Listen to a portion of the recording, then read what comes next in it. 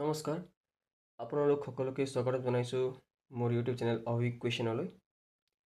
চ' last time আমি পঢ়িছিলোঁ recurring ডেচিমেলৰ বিষয়ে, pure recurring decimal, mixed recurring decimal এইবিলাকৰ বিষয়ে আমি পঢ়িছিলোঁ। আজি আমি এই ৰিকাৰিং ডেচিমেলছবোৰ মানে যিবোৰ সংখ্যাবোৰ 12 থাকে সেই সংখ্যাবোৰক কেনেকৈ ফ্ৰেকশ্যনত কনভাৰ্ট কৰা হয় সেই বিষয়ে আজি আমি পঢ়িম। চ' আজি আমাৰ টপিকটো হৈছে converting recurring decimals into fraction. So এই recurring decimals এই repeating decimals কেনেকৈ ইহঁতক ভগ্নাংশত প্ৰকাশ কৰা হয়, কেনেকৈ p/q ফৰ্মত লিখা হয় সেই বিষয়ে আমি আজি ডিসকাস কৰিম। সো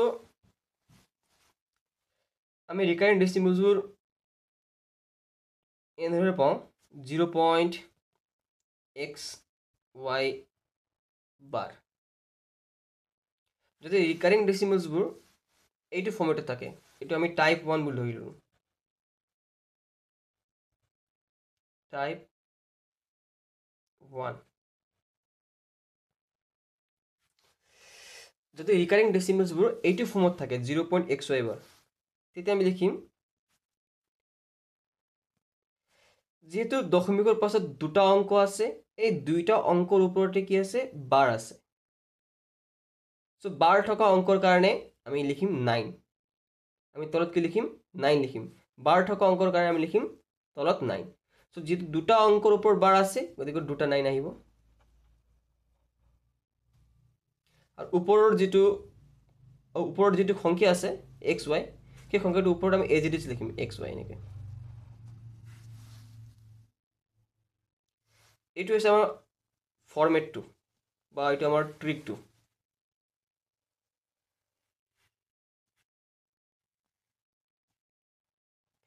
এতিয়া আমি এক্সাম্পলৰ থ্ৰু এক বস্তুটো আমি বুজিবলৈ চেষ্টা কৰোঁ। এক্সাম্পল যদি 0.23 বাৰ দিয়া থাকে আৰু এই সংখ্যাটোক আমি যদি ফ্ৰেকশ্যনত কনভাৰ্ট কৰোঁ তেতিয়া চোৱা,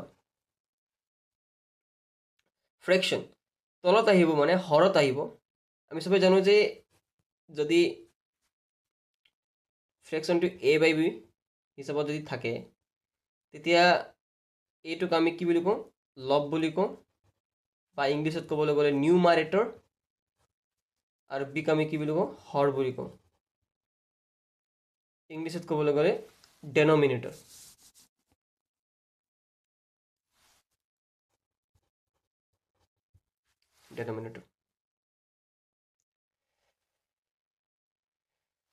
সো 0.23 বা যদি আমি p/q ফৰ্মত লিখোঁ বা a/b ফৰ্মত লিখোঁ তেতিয়া হৰত কি আহিব, যেহেতু এই সংখ্যাটো দশমিকৰ পাছত দুটা অংক আছে, এই দুইটা অংকৰ ওপৰতে কি আছে, বাৰ আছে।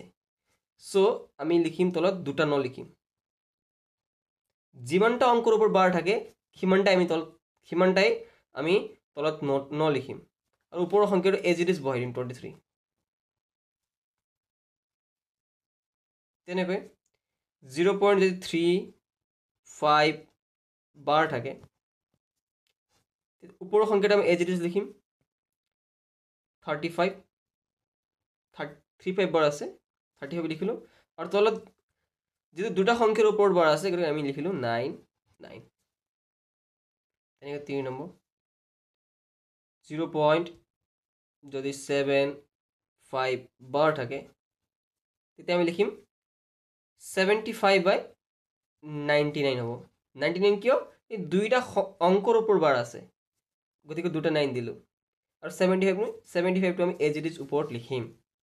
এইটো হৈছে টাইপ 1। তেনেকৈ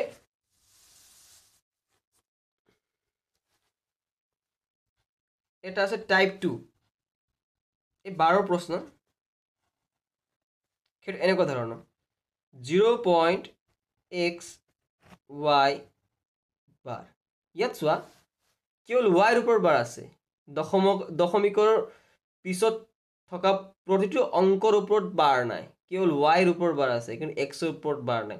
এনেকুৱা ক্ষেত্ৰত আমি কি কৰিম চোৱা, প্ৰথমতে আমি চাম কোনটো অঙ্কৰ কোনটো অঙ্কৰ ওপৰত বাৰ আছে y ওপৰত বাৰ আছে মানে এটা মাত্ৰ অঙ্কৰ ওপৰত কি হৈছে বাৰ আছে দশমিকৰ পাছত এটা অঙ্কৰ ওপৰত মাত্ৰ কি আছে বাৰ আছে বাৰ থকা অঙ্কৰ কাৰণে ন দিলো যেহেতু এটা অঙ্কৰ ওপৰত মাত্ৰ বাৰ আছে গতিকে আমি কি দিম এটা ন দিম আৰু এটা অঙ্কৰ ওপৰত বাৰ নাই এই বাৰ নথকা অঙ্কৰ কাৰণে আমি কি দিম 0 দিম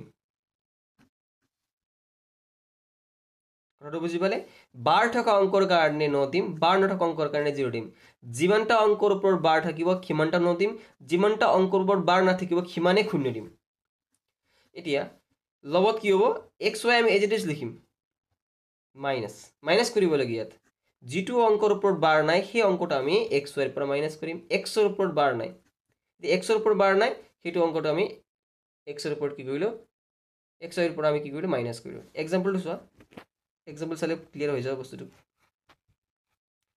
0.23 bar is equal to so এটা অঙ্কৰ ওপৰত বাৰ আছে গতিকে 9 দিলো এটা অঙ্কৰ ওপৰত বাৰ নাই বাৰ নথকা অঙ্কৰ কাৰণে 0 23 as it is হ'ব minus 2 আহিব 2 কিয় আহিল minus 2 কিয় আহিল কিন্তু 2 ৰ ওপৰত বাৰ নাই যিটো অঙ্কৰ ওপৰত বাৰ নাই সেইটো as it is আহি যাব ফেলে সেইটো as it is আমি কি কৰিম মাইনাস কৰিব লাগিব so 23 minus 2 is 21 by 90 is our answer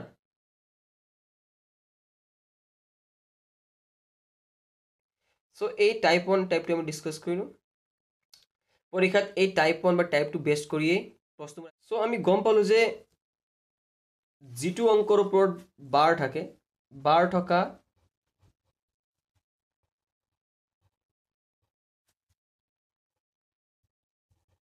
অঙ্কৰ কাৰণে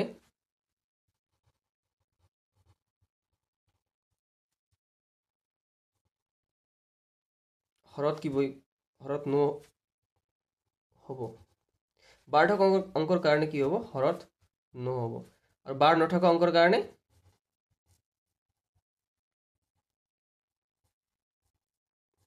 বাৰ নথকা